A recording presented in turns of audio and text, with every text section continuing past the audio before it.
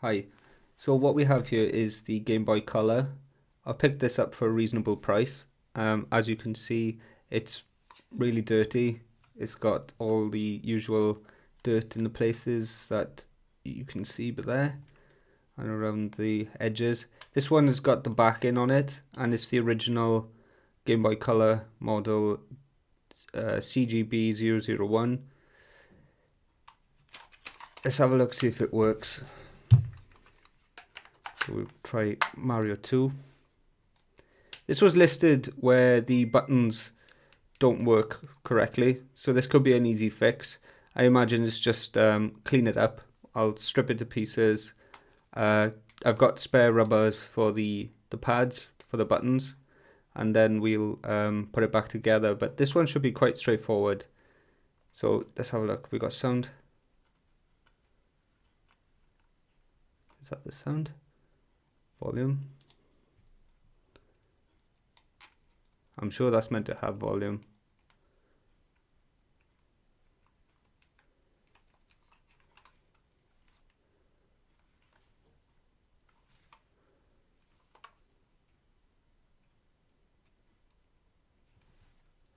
Doesn't seem to be any volume.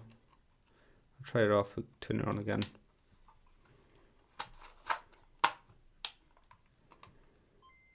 So I can hear volume coming from there.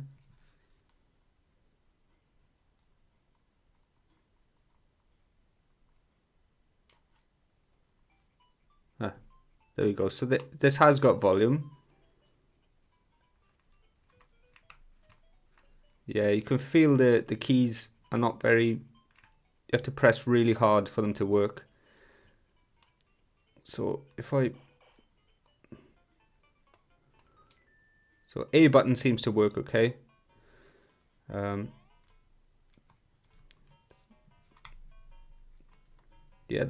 you can see these running. If I hold B button down, he goes faster. So maybe that needs turning out. Duck. Yeah. Don't know if the up works though. Yeah, really need to sort these out. So start works. If I hold these both together, I wonder if that resets. Yeah.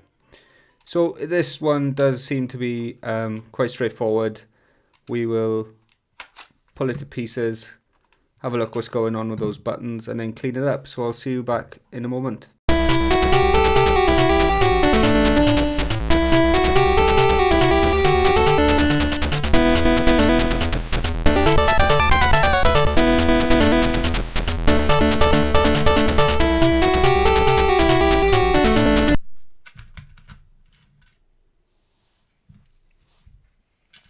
So straightforward.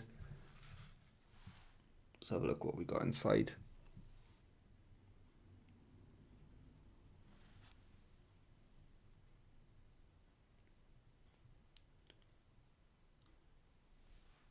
It's not that bad actually. The insides are better than I thought they would be.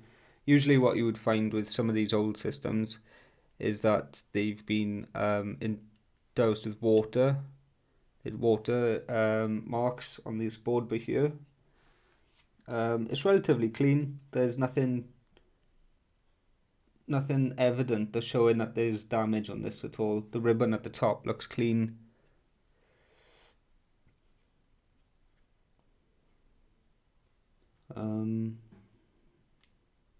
Yeah, looks good. So what we'll do now, we'll pull this board off and have a look at the buttons underneath. I am concerned about this part here. Let's have a closer look at that. It could mean just clean that up a little bit. Some sort of corrosion going on there. I'll have a look at it closer. Maybe just need to reflow them.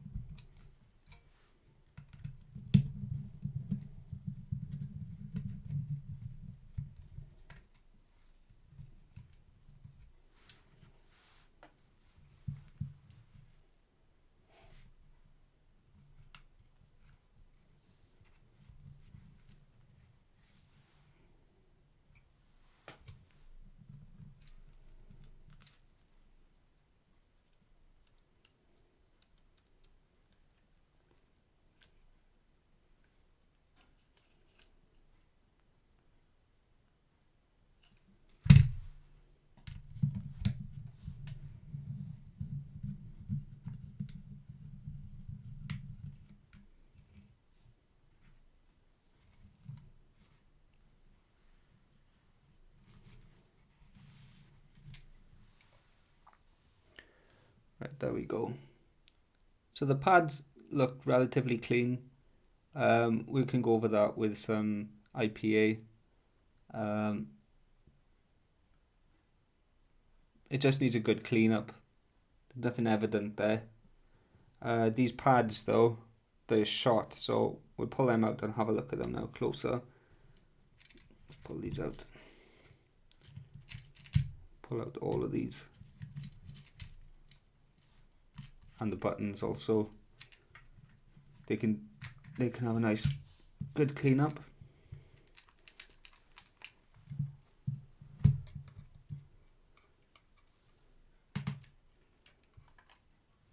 This whole casing will have a good wash down as well.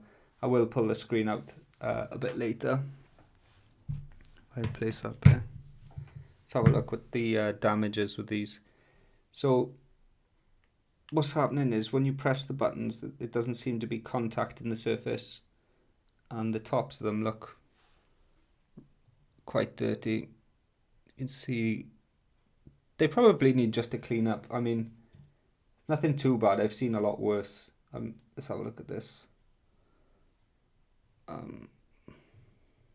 we got here? What you find, they usually split. I mean, you can clean them up quite easily. I mean, if you don't have a spare, you can rub the top with an eraser, or you can just clean it with some IPA and gently wipe it on a paper towel.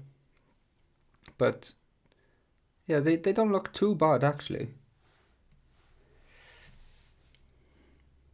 So right, I'm going to clean this up and we'll get back to it and have a look at it.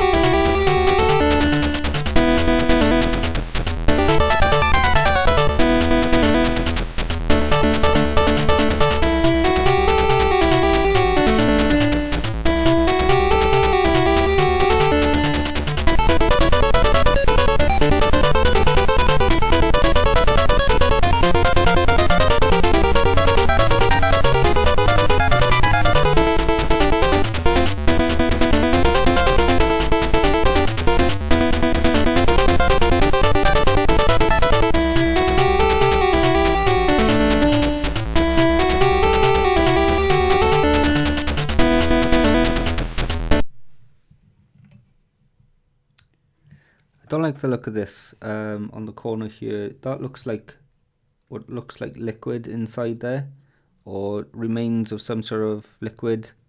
So what I'm going to try and do is get this plastic off, have a closer look at that, clean it up. It does work. It's just, I think it's just very small amount of liquid that's got underneath the plastic and dried out. So I'm going to take a quick look at that. See a quick look.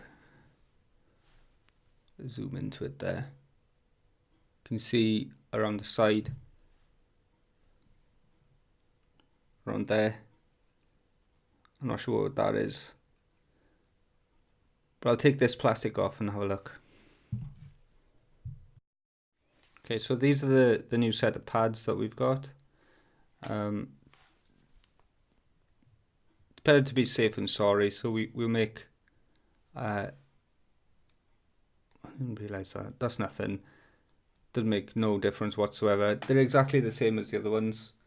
No real difference, except for these ones have been used so many times. It's about time they got changed. So we've got some nice fresh ones to put in. After removing the old speaker, I noticed that the top of it was all corroded. So what I've done, I have found an old speaker from a DS, a Nintendo DS that was broken, and done the speaker mod. So I essentially removed these soldered points, and then, well, just soldered it directly back into here. It's quite straightforward. It's literally you just have to remove a piece of plastic within the case, but I'll put a link to that somewhere up here where you can have a look at someone else's more guided video on how to do that. So as you can see, I've cleaned it up a bit more. The back of it is all clean. There's not much dirt left on it because this thing was really grubby when I first had it. It was really awful. So let's have a look. Let's put the game back in. The sound works fine. Crank that up. The screen looks okay. Buttons work fine.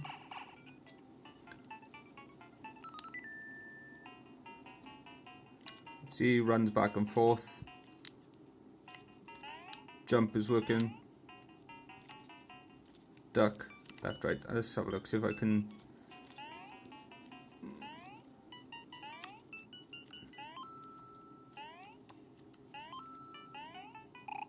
Yeah.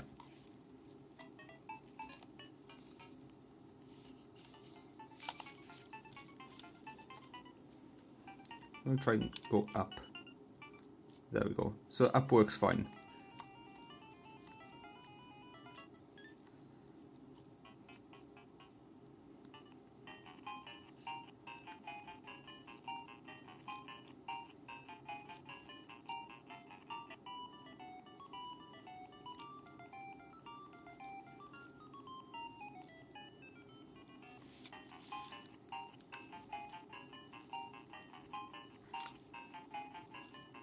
Overall, I'm pretty happy how this panned out.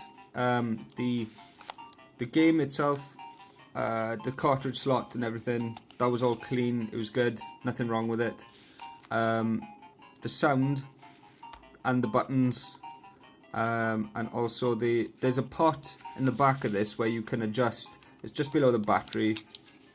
Through there, it's like a small sticker.